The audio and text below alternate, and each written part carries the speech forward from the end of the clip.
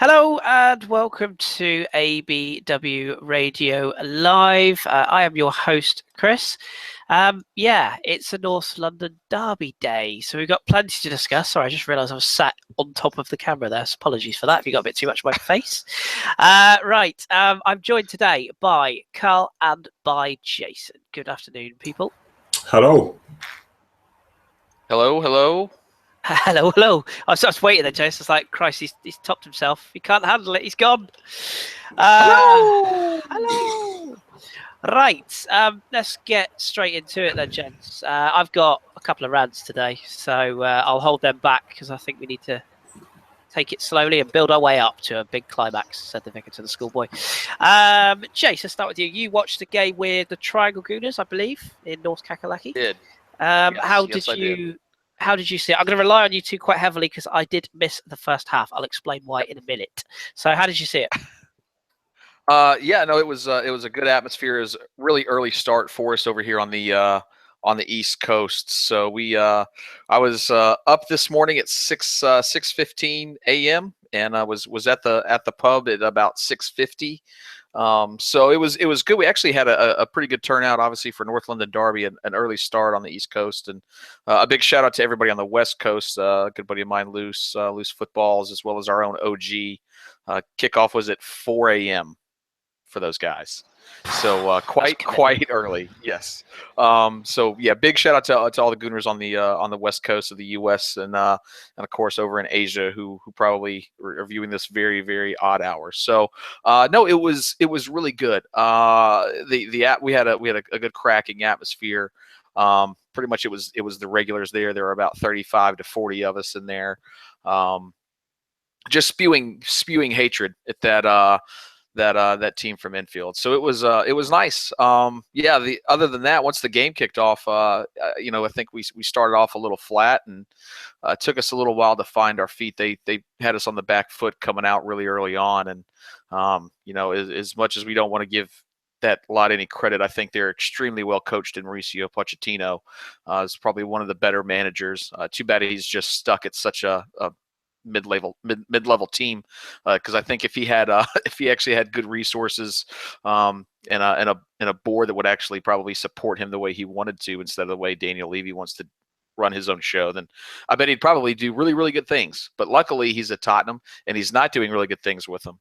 They got off to a really good start on us, and I think it took us a little while to settle in the game. But the last 20 minutes of the first half, I think we really played some really good football and were really unlucky to score. And then second half was just, people were talking about how good it was for the neutral over here on the broadcast, and I don't care who you are, you can't be neutral when it comes to Spuds and us. You have to pick one or the other, and if you're not for us, you're against us.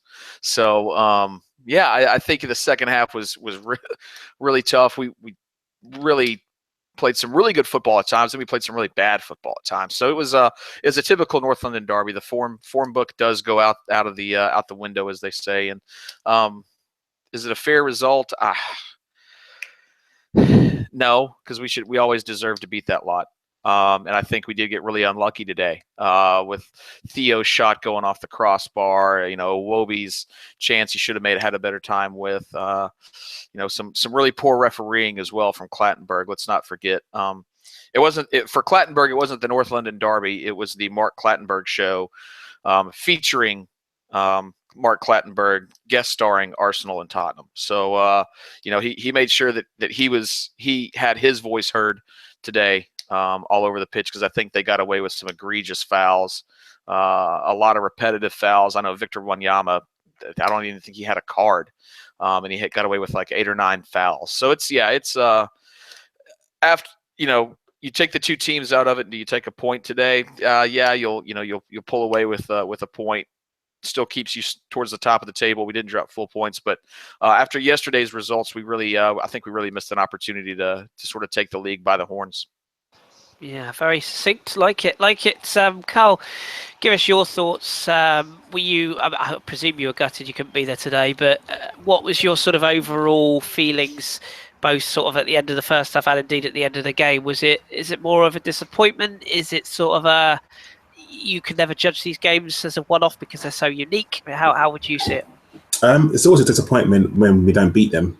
Just they're the sort of team, like, back in the day, it used to be probably Man United and them who really, really wanted to beat, and then it sort of changed to maybe 2-0 Liverpool, and then it sort of changed to Chelsea and them. But it's always them. It's always them you really want to beat, and when we don't beat them, especially at home, I just think there's a missed opportunity. I think today it hurts. Like, if I don't know why, but it feels like a defeat. If you don't beat them, and even just a draw, it really does feel like a defeat, because we had chances and we didn't play our best today. I don't know why. I think the formation, they went 3 at the back today, and I think that really threw us for the first 20 minutes of the first half, because we didn't know how they were playing. They were all over Sanchez. And we were playing so deep as well that there were so many times that we just didn't get men into the box. And it's a frustration of Arsenal. We don't do that at the best of times, but it seems that I think Middlesbrough was the first team to do it against us, playing 3 at the back, and we couldn't penetrate them. And I think that lot did it today. And it shows that it kind of works against us, unfortunately. So I can see a lot of teams doing that against us. I don't know. We really should have beaten them today because we had chances. I think for the first 20 minutes, we did look a bit lost at sea. Pardon the pun, Kris. But I think it took a lot of time for us to sort of adjust, because if you're playing 3 at the back, then you've got to kind of use the wide areas. And Arsenal are not that team to sort of get the ball up wide and throw the ball in the box. Like I said before, there were so many times where the build-up was really good, but we just didn't have anybody in the box. So it was kind of easy for the 3 defenders at the back just to push up a little bit and defend against us. And the frustration sort of built up, and we got the goal, and which was brilliant. But I think in the second half, we grew into the game a bit more. But it's weird that I think that we sort of tied towards the end of the second half, where I think they should have. I mean, I know they were getting cramp a lot, but not to beat them, it hurts, because this is the game of any Arsenal fan really wants to win.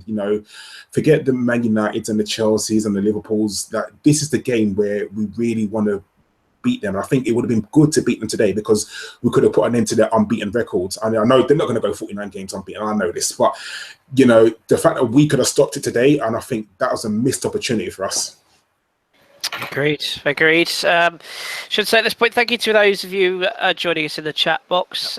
Just a quick reminder, we're all friends here. Please don't cut each other off, because you will be blocked. Thank you.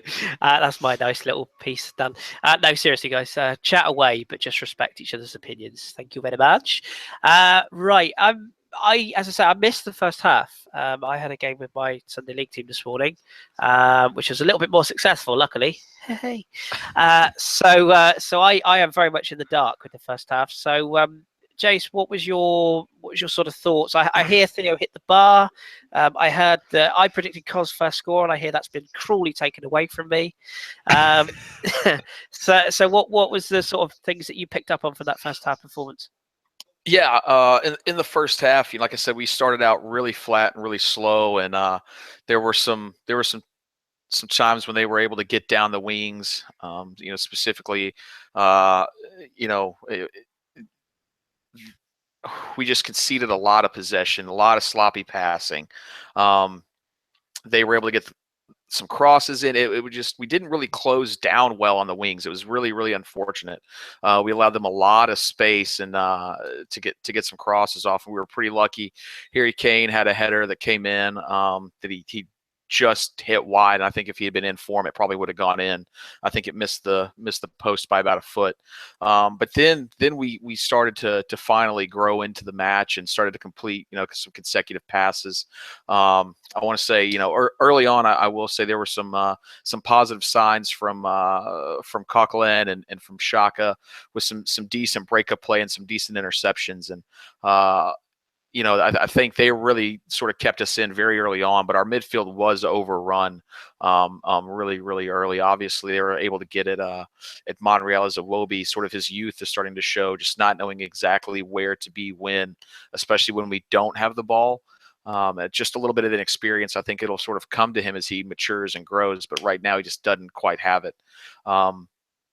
yeah, then we had some really good play, and Theo got the ball on the right hand side at the top of the box and just tried to blast it into the upper right corner and just hit the post, and it came off, and it fell to Ozil, and I think we had everybody in the pub thought he had time to take at least one touch to sort of settle it and before he could slot it home, and he had pretty much an open net, but he decided to first time it and sky the ball over the net. So it was really unfortunate, but yeah, then we were able to get the I believe it was the free kick, and you know, a lot of the talk from the commentary was that we were offside on the free kick. Well, I don't think it was Koscielny who was offside, who was technically the one who was trying to play the ball.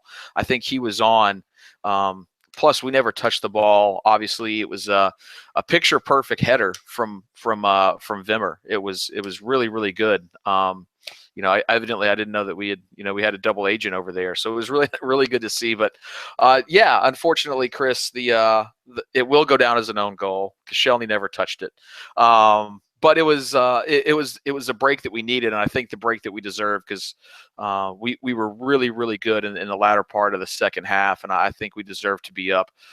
Another opportunity in the first half that you'll probably hear about, Kris, as well as a Wobie sort of streaking in on goal, got the ball, and a very Henry-esque finish was in the workings, but he just couldn't wrap his foot around the ball enough and shot it too close, and Lloris was able to get low and to capture it. So it was we had our chances. We could have easily been up, but we went into halftime with a nice 1-0 lead, and I think I thought we were going to come out of in the second half with a lot more confidence than we really did. But like I said, it was really tough going early on, as I think their midfield sort of overwhelmed us before we could really sort of get into the match, which is a little worrying for me.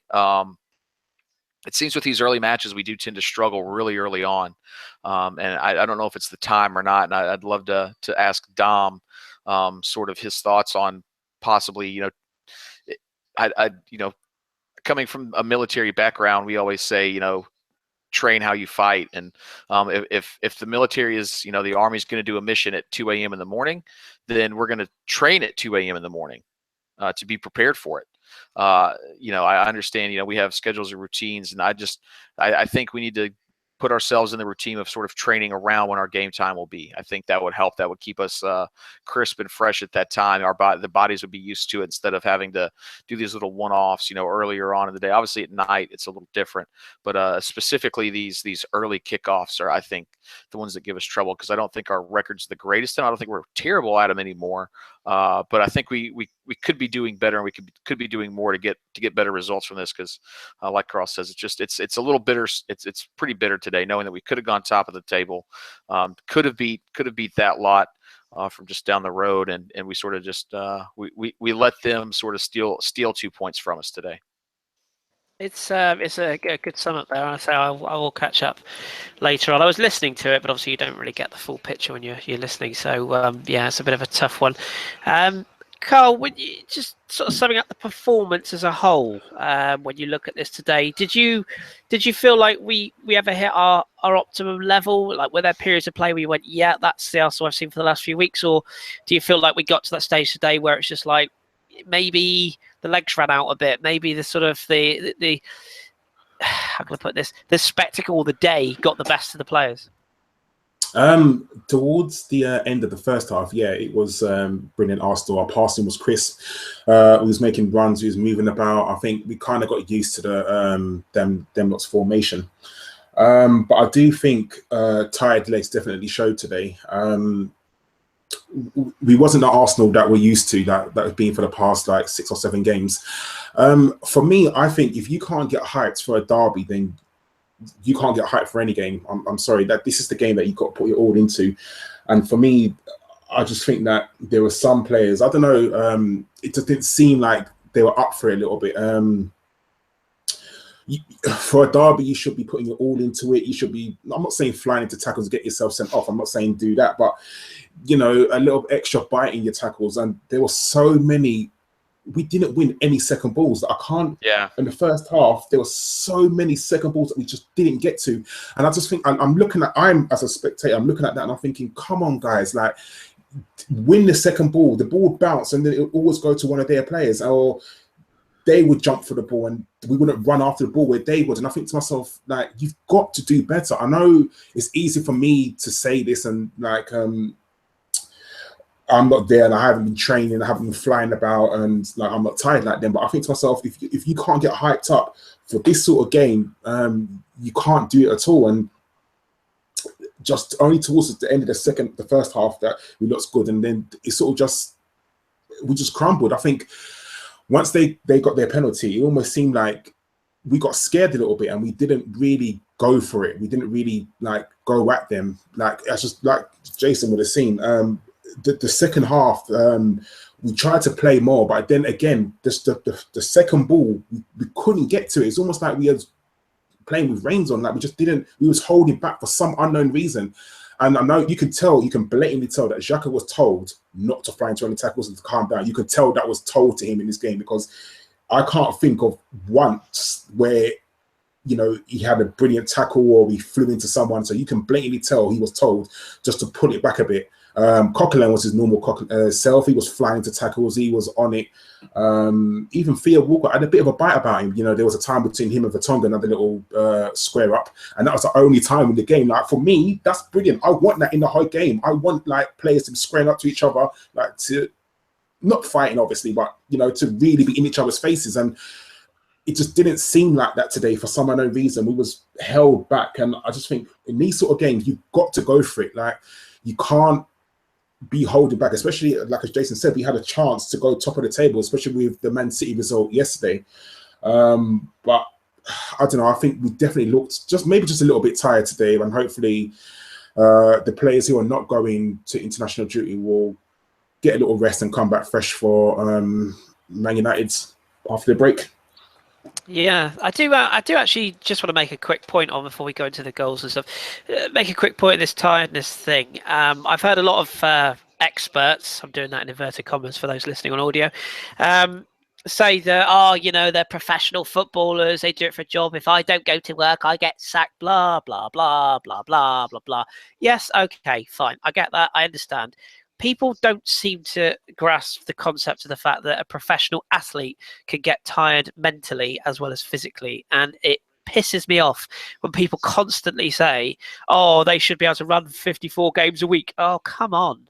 You know, these guys are training every single day, but they're mentally focused and mentally prepared. There's a lot that goes through a game, particularly of this magnitude, this pressure. It's not an excuse.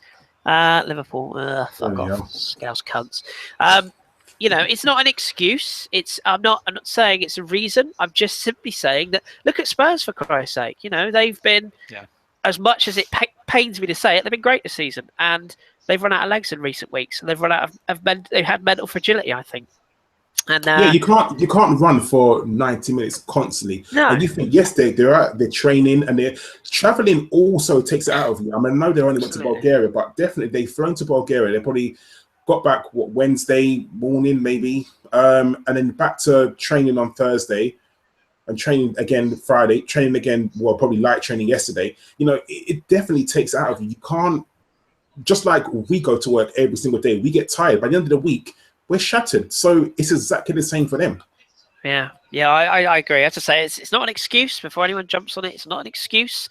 And yes, you want your team to get up for these games, but it has an effect. That's just the way it is. It's a fact.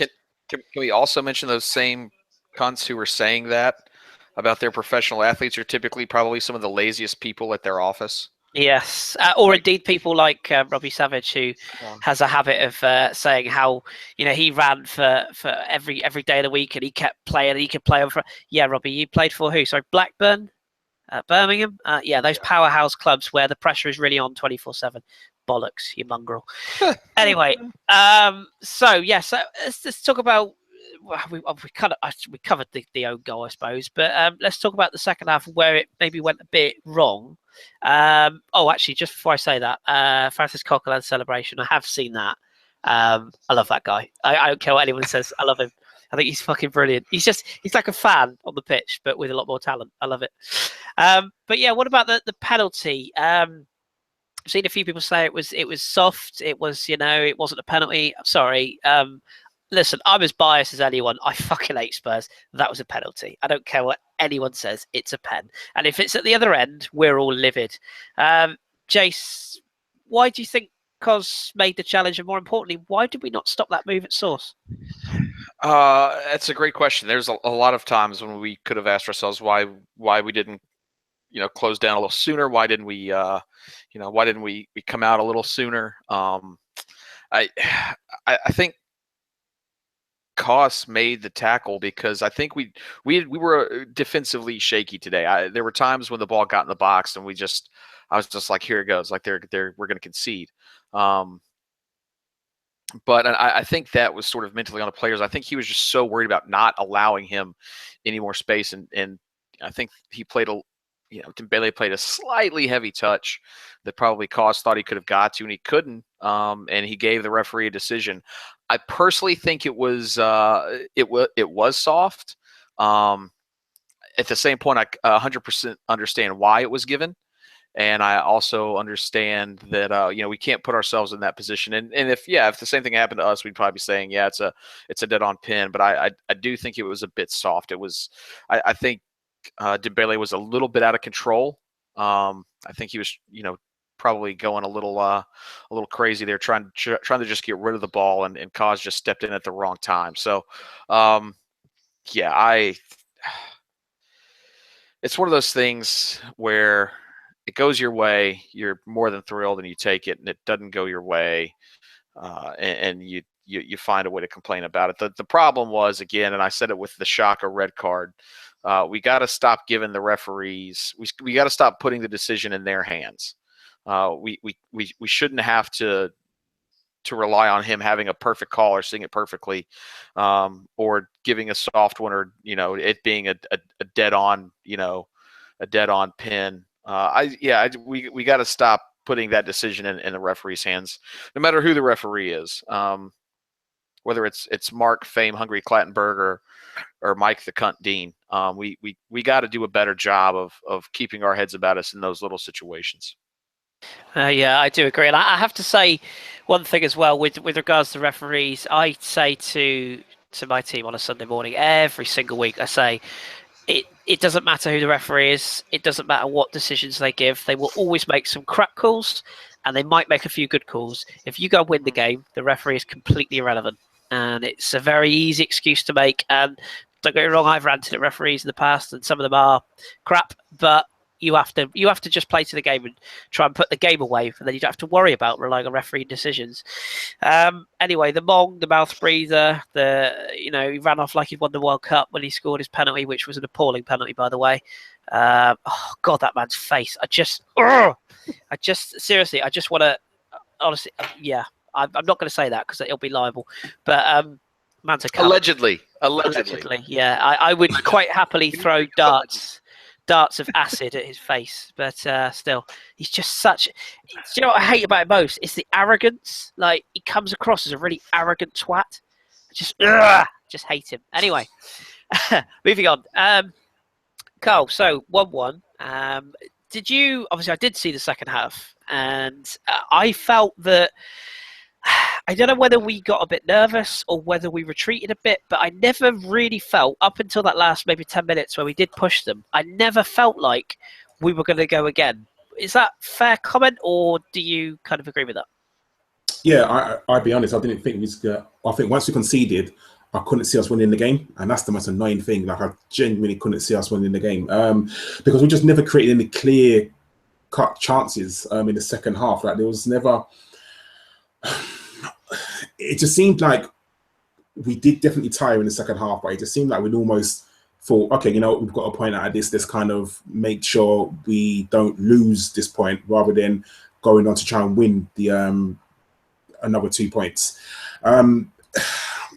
For me, it's frustrating because I felt that we should have. I think if we had attacked them more, like properly gone for them, we could have maybe got something out of the game. They were definitely tiring, but at the same time, unfortunately, so were we. So it almost seemed like it was on par with each other. And I think the substitutions, that I don't know if we can talk about them later, but I think they were quite positive. I'm a fan of playing Sanchez from the left. I'm a big fan of it. I know he's been brilliant up front, but I'm a fan of him playing from the left, cutting inside. I think for me, that's his bread and butter. That's why I kind of wish that we'd gone for more strikers this season, but that's another story. But I felt when he did go to the left, I felt the dynamics of the game changed so much. Like it wasn't his normal sort of dynamic self. He wasn't running about. He was losing the ball quite a lot, unfortunately. But I think even once the subs came on, the game sort of changed a hell of a lot. I don't know what Ox was on today. He didn't have the best game today, unfortunately. But I think it was hard to find the pace of the game for Ox today. And I don't think Ramsey usually runs on beyond the last man and sort of gets into the box. And even today, I think he was a bit more conservative. Even he was sort of popping the ball forward and then running back, hopefully to sort of cut out the counter attack that I think they were obviously trying to play us. So I think in the second half, we just played very, very conservative. We played safe. The substitutions were positive substitutions, and I credit Arsene for that. Definitely, he wanted to win the game, but I think the players probably didn't, and I think they were just happy to sort of get the ball. If it went forward and it went into the goal, good for them. If it didn't, then I think they were kind of happy. Yeah, I think you make some good points there, and like you say, I did think the changes were fairly positive based on what we had, and I'll be honest, when I saw Ramsey coming on at that stage, I thought, "Oh, is that a little bit early?" It's nothing against Rambo, I've expressed my concerns before, and they remain that I do worry about his distribution at times and sometimes his lack of tracking back. But the Ox had a similar situation, and we'll transition into our fan base via the Ox, Jace. I'll have a little rant in a minute, but what do you think about the Ox's performance and the substitutes? I mean, a few people are getting on Iwobi's back, a few people are getting on Ox's back. I mean, yeah, he misplaced a few passes, but I mean, did you really think they were that bad? I didn't think they were that bad. Well, if you're going to call out Ox's passes, then you need to call out Sanchez's passing today. Agreed. Yeah, it was dreadful at times, absolutely dreadful, just appalling. And we can talk about this player's been really bad. Let's talk. Obviously, Iwobi is like a hot topic for a lot of people. I know our good friend, Lord Hill Wood from the podcast has been saying for a while that he needs a break. I do agree with that. I mean, he's still developing, right? Like, let's look at it through that lens. He's still developing. One of the reasons we all really like Arsenal, one of the main reasons we talk shit to other teams is because they don't bring on players to develop them. That's what we're doing with Iwobi. So we're going to have to take the growing pains right now. I do feel like you should be rested just a little bit for the next few games. I know Dom's mentioned on the podcast a few weeks ago that his fitness levels aren't going to be where they're at when he's a little older, where the older players are at. Like, his body's still developing. He's still trying to find the top level of his engine and where that's gonna be. As far as Ramsey, he's sort of coming back from an injury. We've sort of slowly bedded him in. He hasn't had a lot of minutes, and the best way to be crisp and sharp is to play minutes, to get minutes under your belt, to get that stamina back, to get that muscle memory back. And when you're not playing all the time, it's very difficult to do. A lot of people said we were atrocious whenever specifically it was Giroud and Ramsey came on, or excuse me, Giroud and Ox came on, and I don't think we were that terrible. I think the rest of the players had given a lot. Obviously, you're gonna go an extra step, you're gonna go an extra yard every single play with when it's a game like this and it's a derby. You're gonna put that extra effort in, and you're gonna get tired. They were just as tired as we were. Evidently, their peptides had worn off, allegedly. Performance enhancing, allegedly. I'm not allegedly. That's what I've heard. No, that's not allegedly. No, that's not allegedly. No, that's a fact. Yeah. So it's one of those things like not everybody's going to perform at their best all the time. I think we do need to be, we don't necessarily need to just accept poor performances, but at the same time, like we got to understand, like the players coming off the bench don't have the minutes and the sharpness that a lot of our starters do. And we maybe need to have a little bit of a longer leash with them, specifically when they come into such a big match with the scoreline like it was, and both teams, as soon as it was 1-1, I think you could sort of tell that I think both teams were resigned to like, look, a draw probably isn't the worst thing at this point for either of us right now. So let's get out of here and not concede. So I think you could see that sort of mentality in the players. So maybe I'm a little too forgiving, but I don't want to just get caught out slating every single player every time they have a bad game, because players are going to have bad games. Everybody's going to have it. Mesut Ozil was having a terrible game against Ludogorets, and then all of a sudden he forces 3 players into retirement. Totally agree. It's one of those things that it could be instant. And then of course he's praised. Oh my goodness, he's amazing. When in that game before at Ludogorets, he was terrible, just absolutely terrible.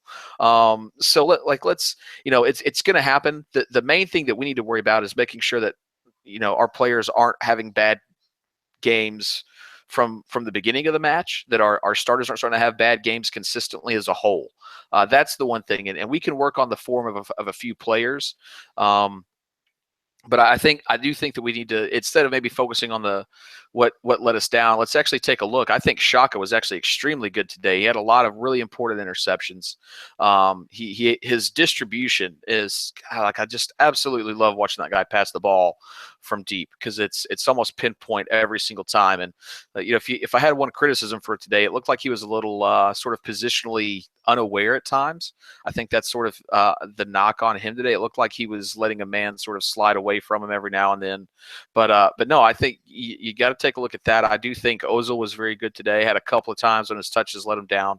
And I think Monreal and Bellerin coming in with that tackle, I want to say it was like early in the second half, when I think it was Son who was in on goal almost by himself and just came sliding in from the right-hand side of the left-hand side, was really one of the key moments of the match that we need to really highlight, because it not only displayed his bolt-like speed, but just also the pure sort of passion that he had to get back and not concede that goal, because I think they probably would have gone up and gone on to win if he didn't make that tackle. Yeah. It's again, it's a very, very good point, sir. Mandzukic just scored a lovely goal. I think you make some excellent points there. I have to just say, just reading down the chat, the chat box, our good friend Bavia. I love you, my friend. I do. My God, you talk some twaddle. I love you to bits, but Christ on a bike. Genuinely, I love you to bits, my friend, and you have every right to your opinion. But Ozil has been poor, really? Okay. Alexis hasn't done much since the Sunderland game. We've only played once, mate. But as I say, keep them coming, my friend. You do make me smile. There are 38 matches in a Premier League season. You can't be good every week. One match does not make us. All I will say, about you, is I'm glad I don't work for you, because my God, I'd be knackered. But fair play to you, my friend. Fair play to you. And I was wondering how long one of these would be. Our good friend Janu as well. I wish we had Klopp. Oh, fuck's sake! Oh, Jesus! You come back to me in May, Janu, when Klopp's team have fallen at the final hurdle again, and they've run out of legs after Christmas, and then we'll have a little chat. Anyway, if you do like what we do, by the way, please give us a little thumbs up. If you like us, even if you hate us, just give us a little thumbs up. We do appreciate it. It just helps to get our videos out there and all that jazz. So we're not fame hungry here. We just like doing these, but do give us some love. Anywho, I do just want to have a little. I'm not going to rant. It's unfair, but just a little point on our fans. Go ahead and rant. Pull a Carpenter. You're okay. Well, it does annoy me. I nipped onto Twitter, which was a silly thing to do after we drew a game. Terrible idea. Automatic. Terrible idea. I saw a fantastic tweet yesterday. I won't quote word for word because I can't remember it, but it was something along the lines of, it was somebody as an Arsene Wenger parody account, and it basically said, we here at Arsenal would like to congratulate Chelsea on winning the championship, which is quite impressive, seeing as Man City had already won it 3 weeks ago. Yeah. and it, and it did make me chuckle because, we've drawn a game, guys. It sucks that it's against them, and I appreciate people are frustrated, and I get that this is an instant reaction. But some of the tweets I've seen, people saying that Iwobi should be sold, that Ox should have been gone 5 years ago. Who would go for who in the January window? And it's like, come on, we are a point off the top of the league. It's the most open title race in years. And we've played some fucking good football this season. We really have. And we've got, I think, on paper and indeed on the pitch, one of the best squads we've ever had, in recent years. And I just think sometimes people need to get a bit of realism. And I know Mr. Davies is going to chuckle at this, but I genuinely feel when we don't have Santi Cazorla, we're a different side. And that's tough, and you can't always replace a player who's that good. And unfortunately, we clearly can't at the moment. So it's tough, and I just think we need to get a bit of realism when we look at the result. Take it in isolation. Say, look, we're disappointed. We want to beat them, of course, but we're in a great position, and I wouldn't swap our position for theirs. So it just annoys me. Just annoys me. Anyway, let's move on to another topic. Karl, let me ask you about the thoughts behind after this game. I mean, we've got Manchester United after the International Ball Fest, because that'll be really interesting as usual. Do you think that a win now at Old Trafford is vital? I mean, do you see it as that? Because a lot of people said they would take 4 points from these two games. So do you feel that we have to get this out of our system quickly and win at Old Trafford now? Win at Old Trafford is always important, no matter what part of the season or how many points or who we're playing around. Like, they're one of the teams that we have to beat. For me, for some unknown reason, deep down in my stomach, I've got the feeling as like last season where we probably should go there. We probably should spank them like we did last season. We should have bloody spanked them, but I think we're going to beat them. I don't know why. I think we're going to beat them. They're not playing brilliantly. I think they're winning now. I think I don't even know. But, sadly. Okay. Well, I do think we're going to beat them because they're not the best of teams. More than likely, what they're going to do is sit back and probably try and hit us on the counter attack as per normal. But there's someone at my door, and I'm really sorry. I'm going to have to come back to this. That's all right. I did wonder what that knocking was. That's all right. I will back, so I'm going to continue this, but let me go answer my door. I'm really sorry. Go and speak to Father Karl. I'll come back to you. It's all good. Jace, pick up on that. I mean, just impacting obviously the United game, as Karl said. We do need to be winning that game if we can. But it's not a terminal result, is it? I mean, I say we've been very good. Was it unbeaten in? Crikey, I think it's the longest unbeaten run since the Invincibles. I'm sure I read a stat saying that.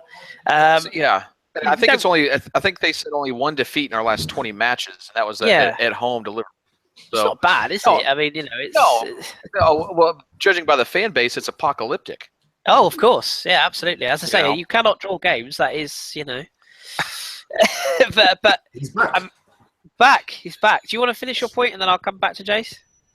Sorry. So as I was saying, beating Man United is something that we need to do, and I think Man United would be stupid to try and attack us because they don't have the players. They just don't have the players to try and match us up. And on our day, as everyone knows, we could beat anyone on our day. Man United are not playing the best at the moment, so I've got a feeling that Mourinho will try and sit back and hit us on the counter attack because we find it very hard to break teams down. It's almost impossible for us. If a team's going to defend, to break teams down, and Man United will just sit back, and then it'd be called the Mourinho masterclass. Oh, brilliantly, Man United just sat back and did anything, soaked up the pressure. It's not a masterclass. It's boring football and it's shit football. But I do feel that we have to go and beat them. Even for just mentally, that will do so much for it. Even just the 3 points were brilliant, but mentally, to say that we've gone to Manchester United and we've beaten them, Even if I'll take a 1-0, like even if we beat them convincingly or don't beat them convincingly, to go up to Manchester to beat a Mourinho team and to beat them 1-0 mentally, especially in this November where apparently, you know, we're really, really poor, that will do so much for us. So I think it's we've kind of not got to, but it would be brilliant if we did. Yeah, I agree. And I think a result up there is vital. And I see Varvy's trolling me again. No, he's not getting found out in the league, Varvia. If you were playing in that Man United side, you'd struggle, trust me. Yeah, Jace, I mean, from this result, I mean, it is important that we take stock of this and that we look at this result in isolation. You know, it's a derby. Yeah. All the bloody cliches that go out the window. You know, it's a one-off game. All the form goes out the window, etc. It's just one game. You know, and we'll do them at their place. That's fine, not a problem. If anything, it's more satisfying. And it's late in the season, isn't it? So we could win the title at their place. That'd be lovely. Yes. But yes, it's important that we send our players away. You know, for their international duty, and they do their thing, and then we come back. We just hit the ground running. We cannot sit here now afterwards and say, "Oh, that's disappointing," and go into our shells, can we? No, absolutely not. I think one of the really good things coming up is the fact that I think Ozil's getting a rest from Germany on the international break, which will be nice. Have him have, you know, a good, you know, 10 to 14 days off here almost, you know, before matches. So it's that's going to be really, really nice to see, and get him back to playing in form. You know, our players have had a lot of fixtures, and they are probably just a little tired. You know, a lot of other teams are as well. The good news is the fact that we do have more depth this season than we've had, so we can rest some players, and we can bring other players on. We can bring Ramsey on for the United game. You know, I do think that it's going to be key for us to be able to put this match into perspective and move into that next match, and say, like, you know, look, this is actually looking, you know, obviously hindsight's 2020 now, knowing the result of this match, but looking back, the United match could even be more important. Kris over Mourinho, knocking them down a peg, you know, it could be good. And then once we start to get that momentum going like that, especially against the quote unquote curse outside of a North London derby where it is so just vitriolic and just such a different animal in and of itself on a sort of a match week, going into a game against United, it's obviously a big occasion, but doesn't quite have the feel of the derby. And so you're able to go into it a little more level headed. And I think we will. And I do think we'll get a result from it. I do think this United team is just, they don't know how to play together right now. And the great thing is they have the most arrogant manager in the world who doesn't know how to fix anything because nothing's wrong, because everything he does is perfect, obviously. So I think we're playing them at the right time, and obviously that and the PSG match coming up as well are massive for, I think, setting us up going into December and how our form can be heading into the new year, because we all know that we're one of the better teams after after January. So it's one of those things I'm really looking forward to see, and I do think that the sort of the mental strength klaxon, you know, that we have this season is much better, and I think we have a little more grit. Might I even say we have a little more granite in our team. Oh, I see what you did there. And thank you. I'll be here all week, folks. Tip your waitresses. But yeah, I definitely think that we've got the ability to go on and make this a better November. Is it going to be our best November? Probably not, but can we make it a better November? Absolutely. We just need to make sure that we're focused on 3 points game in and game out, because it really is you know, it's one game at a time. It's making sure that you're not looking forward to anything, and it could, you know, the PSG match we could easily look forward to and stumble upon Manchester United, but we got to make sure that we focus on that, because we're in a really good position right now in the league to sort of control our own destiny if we play to our ability against any team in the league. Agreed. And Janu, United are now 2-0 up. I wonder who just scored. Oh yes, Zlatan Ibrahimovic. 1-0. Yeah, I just have to turn your attention to a tweet. If you haven't yet seen it, please do watch it, because it's just made me laugh quite a lot. It's our good friend Darren Berry at Highbury_74 who's just retweeted. It's the interview with Theo Walcott and Harry Kane together at the end of the game, and he simply just says, He says, "What the fuck is Harry Kane on about here?" I won't spoil it. Just watch the tweet. It's fucking hilarious. Okay. We should probably take a few questions, really, shouldn't we, from our good public out and about on the Twitter universe and the questions in the box. I was just having a quick look here. A couple of people on Twitter. T1 producer agreed they got their tactics spot on, played very well. We had good spells. At least we didn't lose. I agree with him. It was a pen, but it was a free kick way before the situation. That's from Mark Blondell. I must admit, I didn't see that. The one thing I did see that did go completely amiss was it Jan Vertonghen or what the fuck his name is? That clumsy twat at the back who just throws Koscielny to the floor when their best chance of the game, which wasn't even a chance, hit the post. Yeah, that was the foul, by the way. So I did notice that one. Also, there's a free kick. There was a free kick early on, and I want to say it was Wimmer. And I heard about this. It was literally looked like he was trying to just rip the shirt right off of Xhaka. I'm talking about there's not even the fact that the ref was looking right at it, just right at it, and nothing. And it was appalling. And Wanyama as well. How does Wanyama not get booked in that game? I mean, he elbowed Theo twice in the head. My problem is, and sort of Jason alluded to it, is the refereeing was poor today. I'm not trying to make excuses. I promise you I'm not. But there needs to be consistency. Like, if that was another referee, that would have been a penalty when he was trying to drag off Xhaka's shirt. So why is it with this referee, it's not a penalty? Wanyama elbowed Theo in the head. There's no ways to look at it otherwise, apart from he elbowed him in the head twice. So how does he get away with that? And it's things like that that really get on my nerves. Why referees always seem to be dragged to the spotlight. And like Kris said, I understand that you're going to have good referees, you're going to have bad referees. End of the day, sometimes you've got to take the decision out of their hands, and I get that. But when you have blatant fouls, that he didn't even get a yellow card for that in that game. How does he get away with things like that? And we always seem to be talking about this, and it always seems to be against Arsenal. Like, we get punished. Like, look at that Xhaka against Middlesbrough. Swansea, sorry. Yeah. Like, I can't see that happening to any other team in the league apart from Arsenal, and it always seems to be us. Like, it just doesn't make sense. We wear these tight-fitting shirts.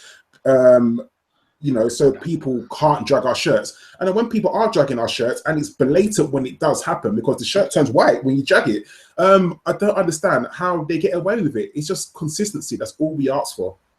Yeah, I do agree. And I have to say, I don't like using the term fraud, but Victor Wanyama is a pathetic excuse for a footballer. I do not understand what he is other than big, lumpy, muscular, and he's just a blob. The guy has no modicum of talent, and these Arsenal fans that are saying we should have signed him, have a look at yourself, seriously.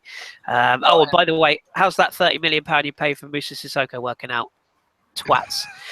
The other thing about just one more thing on Wanyama is somebody's got to tell, like, PGMOL and the FA, watch anytime a ball is in the air, watch where his arms go. The first thing they do is they're this high every single time. Yeah. This high. So he's going to elbow people. Like, it's going to happen. And people are like, oh, well, you have to have your arms up to jump. Yeah, not this high. Yeah, I agree. It's a myth. It's an intentional tactic that he uses to be able to knock players around, and he uses the excuse that he's jumping, and he got away with it a few times as well. He got one on Coquelin, he had one on Granit Xhaka. It wasn't just Theo that he was elbowing. Anytime the ball is coming near him, his elbows go back, up, and out, and it's something that the FA needs to look at seriously. And I'm surprised Clattenburg didn't have a word with him, because it was extremely obvious about halfway through the first half. And as a very low-level footballer myself, it is an absolute myth that you have to jump with your arms like that. That's rubbish. Do you have to jump? Do you have to, push up on somebody? Do you sometimes swing a straight arm as you jump? Yeah. You do not have to go up like that to get leverage. Utter bollocks. Utter bollocks. Just because Alan Shearer made a career out of it doesn't make it right. Oh, look at me going all ranty. There's a couple of questions I've got in the box here. Thank you, Karl. Stephen Kelly. Why do we tend to cross the ball into the box when there's no one available to receive the ball? It is a good question. Have you got a thought on that, Karl? I think I know why, but I'll let you have your thoughts. Me personally, because you can't always go back with the football. So where we play sort of overlapping,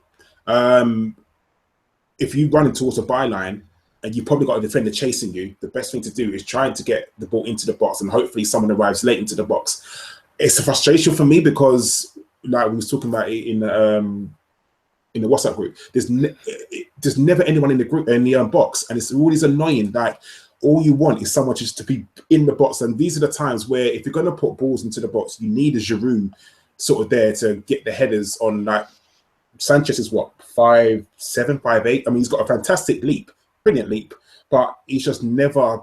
When we do that, there's never enough people in the box, and if there is someone in the box, it's always one person. You never get a load of people breaking into the box, which is a frustration. But at the same time, it's better to put the ball into the box rather than to go backwards and start the build up again.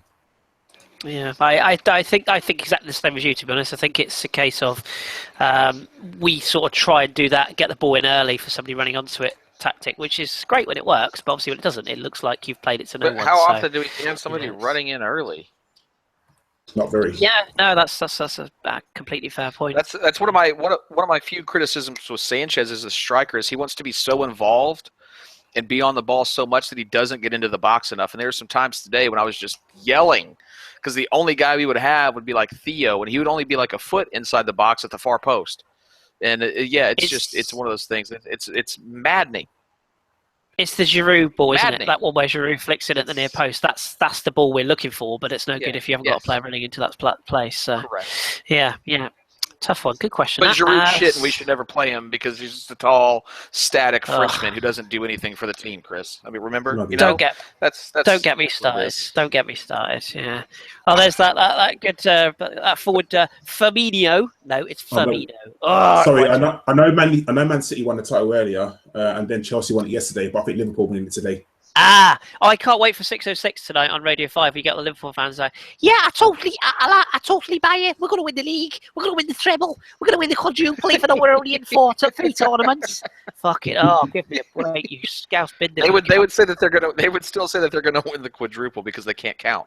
Honestly, I've got a guy who plays for my Sunday team. I love him to bits. Unless it's car radio. Unless it's car radio. I got a guy who plays for my Sunday team. I love him to bits. Hi, Wayne. I'm sure you're not listening. But every time that Liverpool have a good result, he changes the name of our Pirates group to Liverpool's Year. It winds me up so much. Oh, he's such a troll. Such a troll. I believe it's Liverpool's Year when they actually win something that isn't in black and white. So, yeah. Anyway, Aidan Doyle, are you worried about the way we finished the game to similar seasons before? Finished this game to similar seasons before. Jace, do you want to take that one? Yeah, no, I'm not worried. You can't really, you got to take derby games sort of out of, I'm getting tired of saying this. Last time I'll say it here. You got to, the form thing goes out the window. Like you take the result that you can get. Any point is a decent point in a derby like this. Obviously you want the full 3 points for bragging rights and pride, but no, I'm not so worried about it. It's the other teams, the smaller teams. Not calling Tottenham a big team, but in a derby, anything can happen. So the smaller teams that we should beat, that we are beating this season, even albeit late at times, those are the results that I'm judging us more on than a derby result. Fair point. And also, Daniel Cronin wanted to know how awesome were the Arkansas win yesterday. I guess that was some kind of handball or some sport. I don't know. Yeah, it was throw egg, some collegiate throw egg, and my University of Arkansas, the Razorbacks, took down number 11th in the nation, 11th ranked in the nation, Florida Gators yesterday, pretty convincingly, 31-10. So should get us back into the top 25. So. Good. Should get us back into a good place. I'm pleased for you. I know nothing about it at all, but I know this always upsets Jace. So, look, Zlatan scored again. I know this always upsets Jace, but I'm going to have to say this. Rugby, not a sport. Sorry. It's not a sport when you can't pass forwards. It's not a sport. Sorry. It's just not. Love you, Jace. Right, what else we got here? Our good friend Bavia, he's chucked in a question. Why didn't Theo and Iwobi swap wings in the first half? Could have tried that, in my opinion. Can I answer that one? Because Liverpool scored 5. Watford have fallen to bits. Watford are doing an Everton. It's a good question, that, actually, Bavia. I'll tell you, in my opinion, the reason why. Manager's orders. I, again, do it at my level. You sometimes have wingers where you can comfortably swap wings because you trust that they can do the job. The thing you have to consider in that situation is that certain players will be given certain responsibilities. And I would imagine, for example, that Bellerin would have been given certain responsibilities with the player in front of him, and Monreal the same, the opposite way. So when you look at it like that, if they're given individual jobs to then switch those wingers around, you then have to switch the fullbacks roles. It's all a big chain, essentially. And some managers don't like to change wings or don't like to change systems mid-game. They like to only do it at half-time. So I see your point, and I can certainly see why you would think that, but sometimes it's just the way it is, I guess. So, hey ho. Have we got any other questions in the box here? Just scrolling up, see if I can find anything. While you're looking for that, Kris, Latin just had his brace, by the way. I was just saying, he's got 2, he's having a lovely old time. It's turning out to be the best weekend, to be honest. Like, I hate to put a damper on things, and I'm happy we didn't lose, but with Liverpool winning and Chelsea winning and it doesn't seem. Do you know what? Sometimes you just got to be positive. At the end of the day, it's November. The season carries on until May. Yep. We're not going to win every game, and I'm telling you now, we're going to lose a game or two towards now and the end of the season. It's guaranteed. It's going to happen. Yeah. Sometimes we take the rough with the smooth. We can only do. I know we're punishing ourselves watching that Liverpool game, but we can only do what we do. As long as we keep playing to the best of our ability and we trying to win games. What other teams do, we have no control over whatsoever. Yeah. So I know probably Twitter's going to go mad and say like Liverpool winning and blah, blah, blah. And you know what? They're good luck to them. But at the end of the day, not next week, the week after, all we can do is go up to Manchester and beat them, come back and just take the 3 points and be happy. Agreed. Yeah, agreed. And just to respond to somebody in the chat there, Cole Stessy, or Coe likes. Anyway, you know who you are. Just saying that I make the analogy about Sunday League too often. It's nothing to do with the same as Premier League. It is actually. It's very, very similar because I don't know whether you noticed, but we all play the same game. 11 men or 22 men football. I'm not for a minute saying Sunday League is the same as far as a level goes. Of course I'm not, but it's all the same principle. And when you manage teams at like youth level or you coach children or if you just, even if you play for a team, when you're told by your manager pre-game or whatever, certain roles and certain responsibilities. And I'm sure even up to the very top of the level, all players will be given responsibilities. That's the point I'm making. So I'm not saying it's the same or it's the same level. I'm just saying that it is essentially from the same manuscript. The same tactics win the games. Exactly. There's a reason why managers at League 2 or the Championship or whatever. There's a reason why managers down there try and emulate managers at Premier League level because they're trying to put the same philosophy on, and that goes all the way down the pyramid to all the way down the lower league. So it's an identity. So that's the only reason I'm bringing that up. Anyway, what else have we got? I'll tell you what, we'll leave the questions there. I'll finish with a question for both of you. Who do you see as the biggest title rivals for Arsenal right as we speak? Karl. Chelsea, and I've said it from the get-go. They have no European football. They're playing once a week. I know Liverpool. I just think Liverpool will drop off, but for me, Conte has got them playing like a proper team. Chelsea, they have one game a week. They've got maximum recovery time. For me, they are the biggest threat to Arsenal. Man City, I don't know. I'll be honest with you. At the beginning of the season, I thought they were going to go for it, but I've seen them now, and I don't really rate them. But not that I don't rate them. I just don't think they're going to go on to do it. For me, you got to look at everything, all the surroundings. So for me, it's just that no European football with Chelsea. They've got so much recovery time. They're playing one game a week. They're not going to, I'm not saying they're not going to get tired, but they're not going to tire as easily as with a team who have to fly off to somewhere and then come back and play. Or even like, I don't think Man United are up there, but even them playing Sunday, Thursday, it takes a lot out of you. So for me, it's got to be Chelsea. Yeah, I actually am in complete agreement with that. Joseph, do you feel any differently to anyone else? I strongly disagree with that, actually. Ooh. I'm still going to say Rebel. it's City, because yes, while Chelsea are playing well right now, and yes, they're rested there, an injury at the back away from calamity, and an injury from who can they really bring on? Victor fucking Moses? Get the fuck out of here! No, they don't have the true depth anymore that they used to have, and their team is very, very old. Look at the average age on that Chelsea team.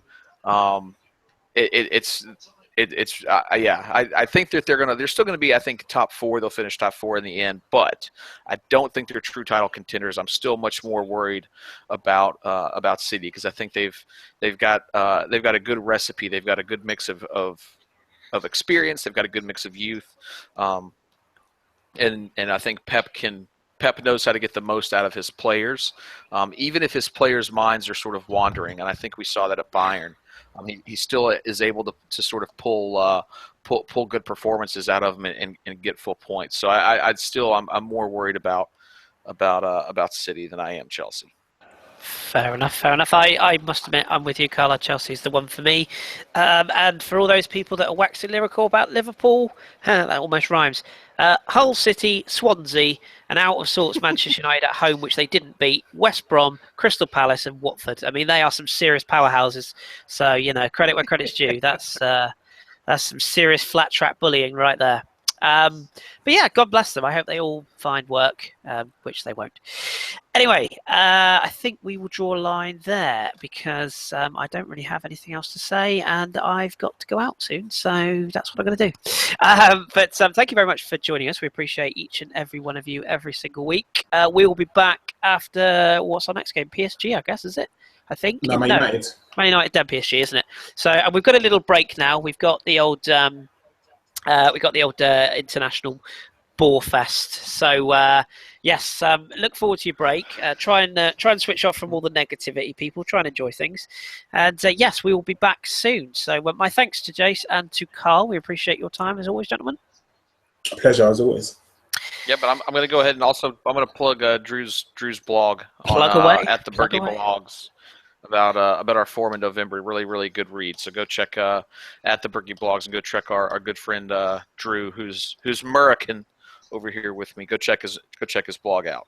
Yes, absolutely. And of course, continue to follow the Berkey Blogs. Jeff will be getting another one out next week, I think, in the podcast from Thursday, which some bloke hosted. I don't know who he was.